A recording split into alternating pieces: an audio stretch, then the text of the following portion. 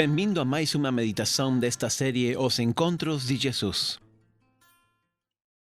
Sou o Padre Rodrigo e hoje quero meditar com você num dos momentos mais sagrados e importantes da vida de Jesus. Me refiro ao encontro de Jesus com seus discípulos na última ceia. Ele começou aquela ceia com as palavras: "Ardentemente tenho desejado comer esta ceia de Páscoa convosco". A ceia de Páscoa, para os judeus, é muito mais que um simples jantar. É a festa mais importante do ano.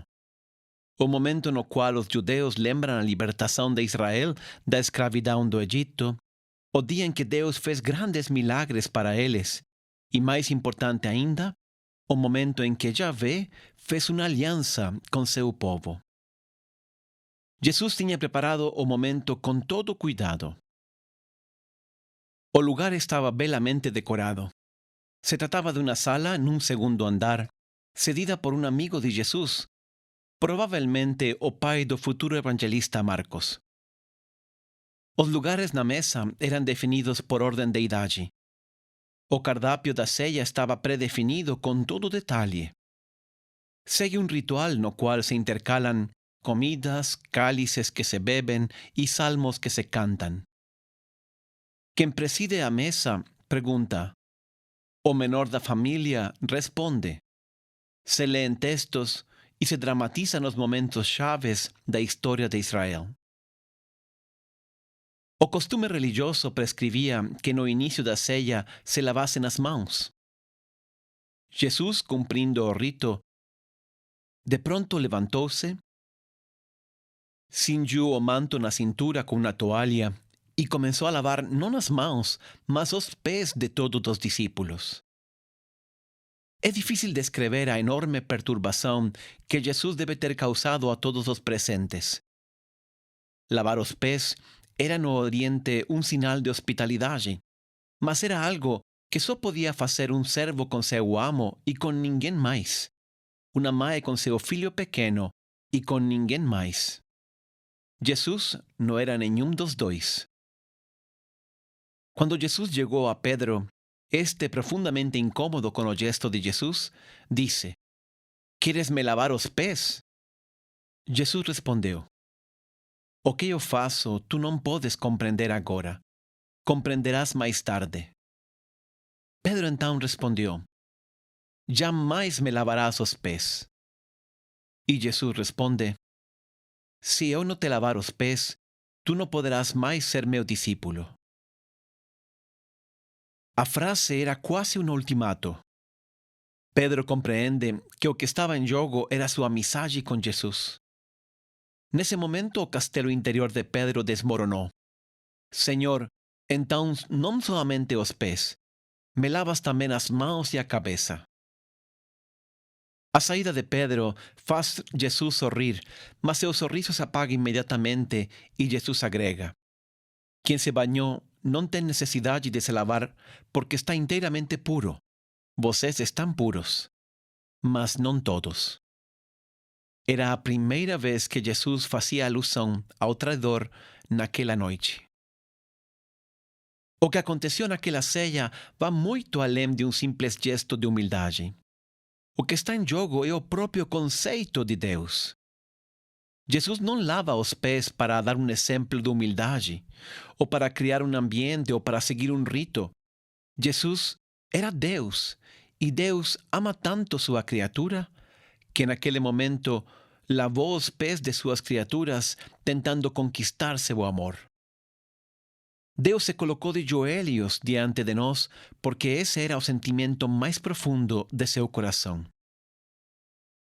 Um pai que ama infinitamente seu filho e está na terra para lavar os nossos pés e purificar nossos pecados.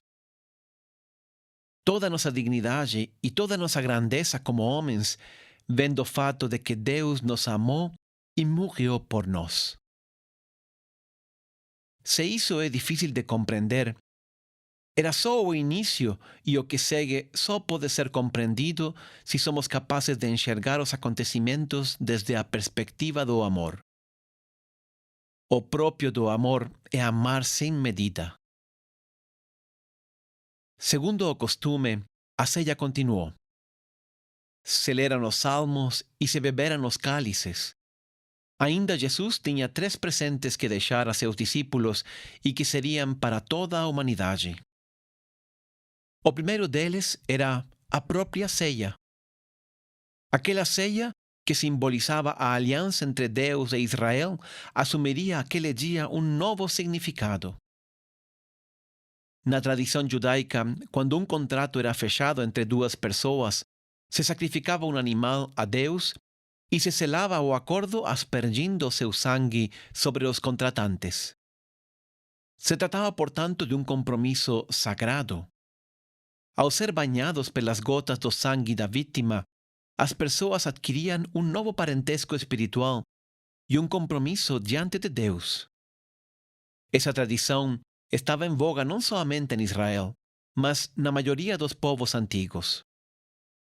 Moisés realizou a mesma coisa aspergindo o sangue de uma vítima para selar a aliança entre Deus e o povo de Israel. Mas agora Jesus, quem tinha sido chamado pelo próprio João Batista de Cordeiro de Deus, que tira o pecado do mundo, passava a seus discípulos o cálice com o vinho, dizendo: Este é o cálice de meu sangue, que será derramado por vós. Com poucas palavras, mas com uma profundidade imensa, Jesus se apresentava como a vítima que selaria uma nova aliança entre Deus e aqueles que o seguiriam. Aquele sacrifício simbólico de Jesus sobre a toalha branca da mesa seria realizado realmente o dia seguinte, na cruz. Cada vez que participamos de uma Santa Missa, recebemos o corpo e o sangue da aliança e com eles a promessa de salvação que Jesus nos fez com sua morte na cruz.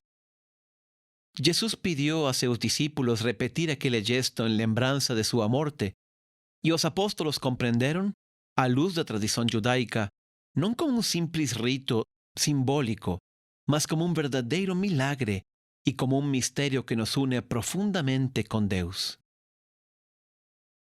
Depois daquele momento carregado de emoção, Jesus agregou: Como eu vos amei, também vós devereis amar-vos uns aos outros.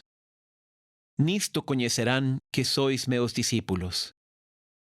Estas palavras tinham o sabor de um adeus, mas também resumiam toda a pregação e os ensinamentos do Mestre. Os seguidores de Jesus não deviam ser fiéis a um livro ou a uma regra ou a um rito. De fato, Jesus não deixou nada escrito como os profetas. Ele não fundou uma escola como os filósofos gregos. Ele nem deixou tábuas da lei como Moisés.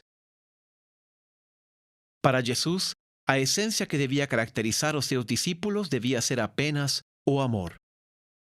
É o exemplo que o próprio Jesus nos dará depois na cruz.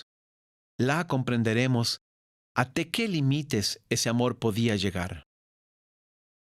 Finalmente, o terceiro fato que imortalizou aquela ceia foi que Jesus deu aos seus discípulos um grande poder quando disse: Fazei isto em memória de mim.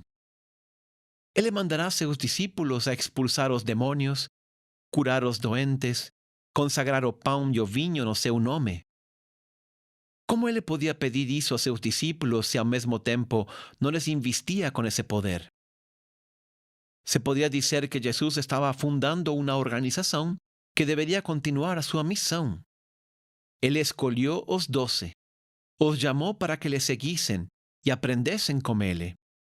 Les enviou a pregar, les transmitiu instruções precisas do que deviam fazer ou não fazer. E agora les infundiu o poder para repetir aquele gesto supremo de sua vida, anunciando também que um poder do Espírito Santo descerá sobre eles. Sim, Jesus sabe que não pode ficar para sempre, que seu tempo na terra estava acabando, que sua hora de passar deste mundo ao Pai tinha chegado. Mas Ele não nos deixará desamparados. Ele deixará a igreja fundada sobre os seus apóstolos para continuar sua missão. Muitos hoje criticam a igreja, e não sem razão. Mas, deixa-me dizer uma coisa. Não importa tanto se a igreja tem sido fiel a seu mestre durante estes 2000 anos. Certamente ela tem muitas zonas de sombras e escuridão. Os homens, incluindo nós mesmos católicos do século XXI, estamos cheios de contradições. Aqui o importante é se a igreja tem conservado o essencial, ou seja, a graça que Deus lhe deu para administrar e continuar seu ministério. E essa graça são os sacramentos. E entre eles, especialmente a Eucaristia, que é a presença real de Cristo. Se a igreja pode me dar a Cristo na Eucaristia, ela conserva, sim, sua essência mais importante. Se não gostamos do Padre, é secundário. Se as igrejas são feias, os cantos ou a pregação, tudo isso é secundário. Se a igreja tem hospitais, escolas ou universidades, se ela defende essa ou aquela causa, tudo isso é secundário. A única coisa que eu quero da igreja é a Cristo. E com Ele, sua salvação. Se a igreja pode me dar a Cristo, eu quero ser parte dessa igreja. Mesmo com seus defeitos e limitações. Se ela não pode me dar a Cristo e sua salvação, não me interessa a igreja. Que Deus te abençoe. Não deixe de baixar o aplicativo Seed Time. Nele encontrará todo um mundo de meditações e oração. Seed Time, o primeiro aplicativo de meditação católica para pessoas ocupadas.